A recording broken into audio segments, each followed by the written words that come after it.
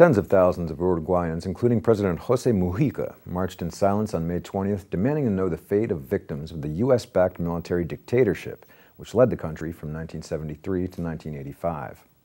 Without truth and justice, there is no reconciliation was the theme of the protest, in which activists carried black and white posters of the disappeared.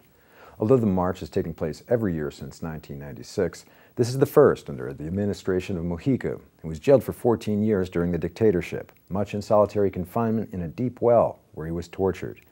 Mujica, who marched with the protesters, was among the leading figures of the Tupamaros urban guerrilla movement during the 1960s and early 70s. He was freed along with other political prisoners in 1985 when the dictatorship ended. The United States have been instrumental in developing and training the leadership of Uruguay's military and police forces, the same forces who helped bring the dictatorship to power. Reports of torture had become routine. It was also during this time that death squads appeared. Uruguayan Congressman Zelmar Michelini was assassinated in Buenos Aires in 1976. His son, Senator Rafael Michelini, said it's important for the truth to emerge. He said to Reuters, "Reconciliation passes through truth and justice. This is very clear, and the Uruguayan people know that.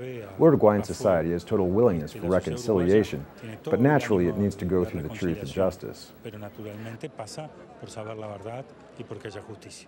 Relatives of dictatorship victims said they will not rest until they know what happened to the almost 200 people who disappeared. Sergio Goyechea's brother Gustavo disappeared in 1977. "We want to arrive at the truth. The fight is permanent. We shall go as other veterans have gone, and then young people shall come along and continue this fight. Someday we'll be able to know."